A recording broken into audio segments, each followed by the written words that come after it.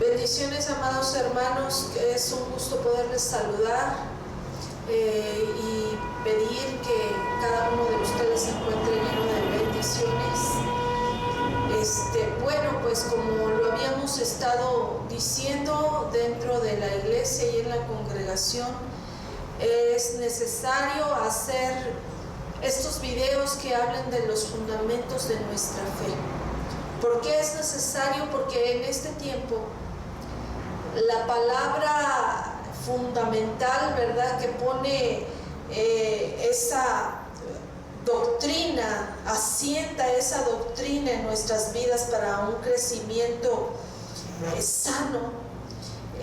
Hoy en día la gente que tiene comezón de oír se va desviando por no tener el conocimiento que precisamente nos da las bases para un crecimiento adecuado. Entonces, muchas veces dentro del pueblo cristiano es sorprendente mirar cuánta gente desconoce de aquello que debería de ser el fundamento de nuestra fe. Y es por eso como que la palabra dice que muchos son llevados por cualquier viento de doctrina y por estratagemas de hombres. Así es que aquel que está bien cimentado con el conocimiento de la verdad será difícilmente conmovible. Y sabemos que este tiempo es difícil, es un tiempo de apostasía, que es un tiempo en que se están levantando muchos falsos predicadores, y aún entre los que andaban en buenos caminos han ido perdiendo no solamente el amor, sino poniendo su corazón en la vanagloria de esta vida, yéndose detrás de ganancias injustas y detrás de muchas otras cosas. Empiezan a torcer, y desafortunadamente esto se está volviendo ya un hábito, no solamente entre los salmistas, entre los profetas, entre los evangelistas, sino que la Escritura nos enseña que vendrán tiempos peligrosos, y esos son estos tiempos que estamos viviendo, en que muchos serán engañados, aún los escogidos, dice la palabra. Es por eso que el que cree estar firme mire bien que no caiga. Y es necesario, amados, poder recordar todas estas cosas que un día encendieron nuestro corazón de amor y nos hicieron volcarnos al camino de la verdad, que es llevar una vida conforme a la palabra de justicia, a la palabra de nuestro Dios, que es nuestra herencia. Así es que, bueno, pues vamos a hablar sobre todo aquellos que van llegando a la iglesia, de lo que es la salvación. La palabra nos enseña: cuidad con temor y temblor esta salvación tan grande. Y si la recomendación del apóstol es cuidar de la salvación, es porque habrá momentos en que correrá peligro la salvación. Muchos en esta tierra creen que la salvación no se pierde, pero existe esta recomendación, así es que tenemos que meditar en todo ello. La palabra de Dios ahí en el libro de Romanos nos enseña: por cuanto todos pecaron, estaban destituidos de la gloria de Dios. ¿Desde qué momento? Bueno, usted conoce que desde la creación del hombre, el hombre fue hecho para vivir una vida diferente. Y a pesar del amor del Señor, de haber preparado aquel huerto maravilloso, ¿verdad?, el hombre decidió la desobediencia y escoger sus propios caminos, y eso nos llevó a vivir el mundo y la vida de la manera que la estamos viviendo. Bien, a través de la historia y en la palabra de Dios, Él nos enseña que continuamente el camino del hombre en su corazón es de continuo el mal. Entonces, aún, ¿verdad?, aquellos más grandes profetas y reyes que Dios se levanta, existe una variación, ¿verdad? En que un momento en que ellos llegan a tomar decisiones erradas y finalmente fallan. Así es que este versículo, por cuanto todos pecaron, están destituidos de la gloria de Dios. Dios había escogido algo maravilloso para nosotros. Es por eso que ahí en el libro de Mateo, capítulo 1, versículo 21, dice: y dará a luz un hijo y llamará su nombre Jesús, porque él salvará a su pueblo de sus pecados. Entonces era necesario el nacimiento de nuestro Señor Jesucristo. Era necesario para ser redimidos precisamente de esa vana manera de vivir. Entonces el libro de Romanos capítulo 6 verso 23 dice: porque la paga del pecado es muerte, pero la dádiva de Dios es vida eterna en Cristo Jesús. El pecado que trajo la muerte, y la muerte, esa palabra quiere decir separación. Separó a Adán y Eva no solamente de ese huerto maravilloso y de esa vida que Dios había escogido, sino lo más importante que sucedía en ese huerto es la comunión día a día, de tarde en tarde, que Dios tenía con su creación, hecha a su imagen, hecha a su semejanza. Entonces el hombre no solamente pierde el huerto, pierde la semejanza de Dios y pierde ese acercamiento, esa creación especial, formada conforme a su deseo, conforme a su imagen. De repente no fue más y tuvo que salir a otro plano existencial, a vivir de una manera que él no había escogido. Así es que por eso la palabra dice que Él es el camino, la verdad y la vida. Porque el camino de regreso a casa, de vuelta a ese huerto, de vuelta a esa comunión, de vuelta a esa gloria se había perdido. La verdad se había perdido. Por tanto, la vida se había perdido, porque la muerte había entrado a causa del pecado. La paga del pecado es muerte, mas la dádiva de Dios es vida eterna en Cristo Jesús. Entonces la humanidad completa estábamos destinados a la condenación. El libro de Lucas capítulo 19 versículo 10 dice: porque el Hijo del Hombre vino a buscar y salvar lo que se había perdido. Entonces nos damos cuenta que aunque había muchas religiones, que aunque había muchos profetas, que aunque había muchos que pensaban: este es el Dios verdadero, altar adorada, este es el camino, ¿verdad? Aún los judíos ya estaban en esta tierra muchos años antes, con Abraham, ¿verdad?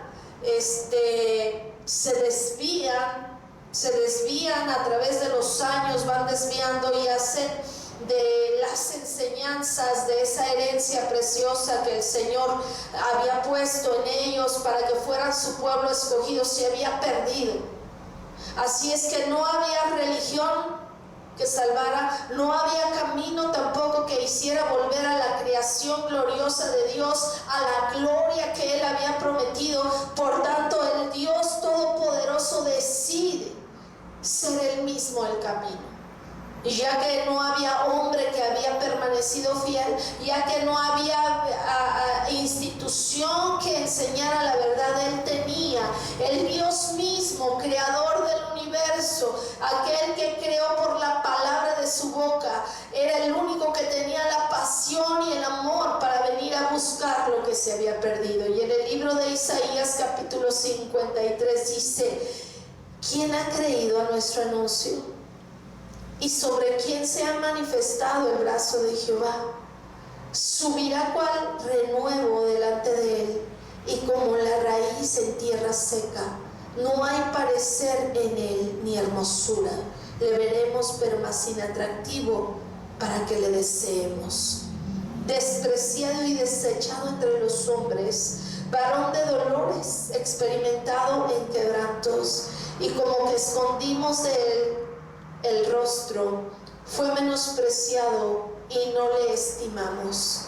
Ciertamente llevó él nuestras enfermedades y sufrió nuestros dolores, y nosotros le tuvimos por azotado, por herido de Dios y abatido.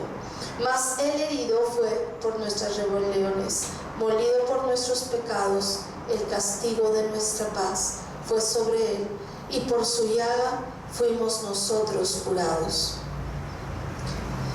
Entonces, el profeta Isaías, 722 años antes del nacimiento de Jesucristo, ya estaba profetizando sobre un renuevo que iba a venir sobre la tierra, y que iba a traer salvación, y que iba a traer oportunidad, y que iba a ser despreciado por los hombres, iba a ser experimentado en quebrantos, pero él como cordero iba a ser llevado al matadero. Único justo sobre esta tierra, recto y sin pecado, era la única ofrenda, poniéndose él por nosotros, el justo por el pecador, el Rey de los cielos, por toda su creación, despojándose de su gloria, despojándose de su grandeza, de su realeza, venir a tomar, dice la palabra, humillándose hasta lo sumo y tomando forma de siervo. De esa manera, el Salvador eterno llega a este mundo para salvar a su pueblo amado. Y podemos ver que la palabra de Dios no te habla de un Dios condenador, no te habla de un Dios que está esperando que la humanidad peque para caer maldiciones y caer juicios sobre esta tierra. Por el contrario, la Escritura nos habla de un Dios apasionado por su creación, amador de sus almas, dando una y otra vez oportunidades. Y es por eso que la palabra dice: no descuides esta salvación tan grande. Dice versículo 5 de este libro, Isaías 53, que estamos leyendo: todos nosotros nos descarriamos como ovejas, cada uno se apartó por su camino, mas Jehová cargó en él el pecado de todos nosotros. Ese sacrificio que tú conoces, ese Jesús puesto en la cruz, crucificado, herido, esa imagen doliente, fue el momento en que él cargó y dio la paga. Ese pago fue por cada uno de nosotros. El castigo de nuestra paz fue sobre de él. En ese momento él cargaba y daba el inicio para nosotros, para su iglesia, en una vida diferente. Y dice aquí, ¿verdad?, del verso 6: todos nosotros nos descarriamos como ovejas, cada cual se apartó por su camino, mas Jehová cargó en él el pecado de todos nosotros. Y usted podrá decirme: pero si ahí dice Jehová, no Jesús. Pues quiero decirle que este nombre Jehová viene de el ya conocido, ¿verdad?, YHWH, que significa, más tarde vienen a ponerle vocales y es Yahvé, ¿verdad? Pero también este nombre es derivado de otro que dice Adonai. Se unen estos dos nombres y Adonai significa Señor.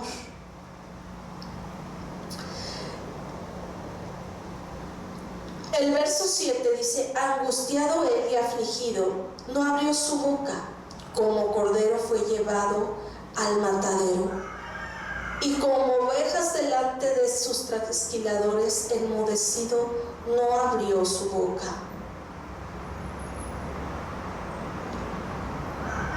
Miramos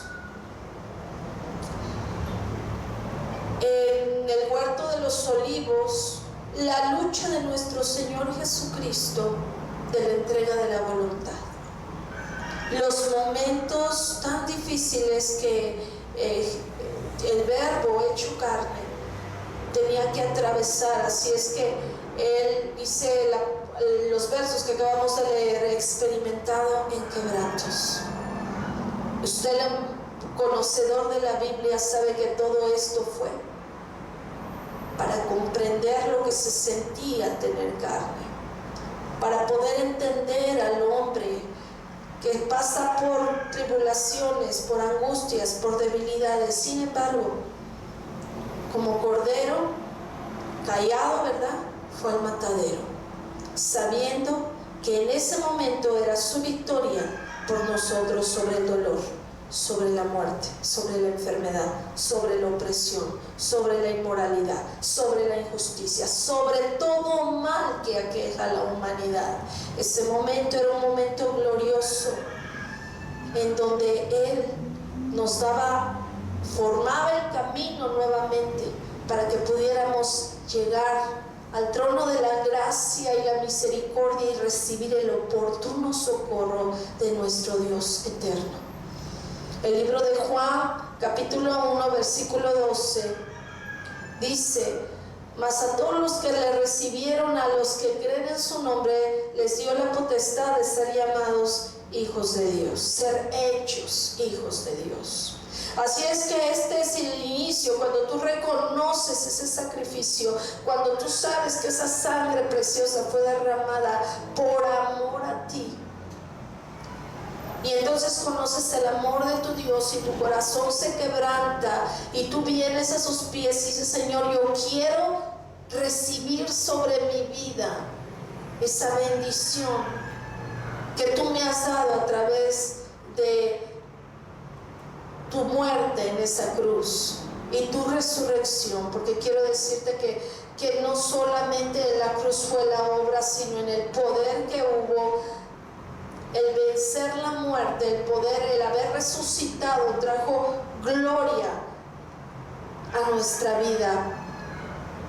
Venciendo Él y exhibiendo públicamente a todos nuestros enemigos, nos dio la victoria, no solamente sobre la muerte, sino también sobre el pecado que estaba condenado en la carne a causa de la debilidad de los primeros hombres, Adán y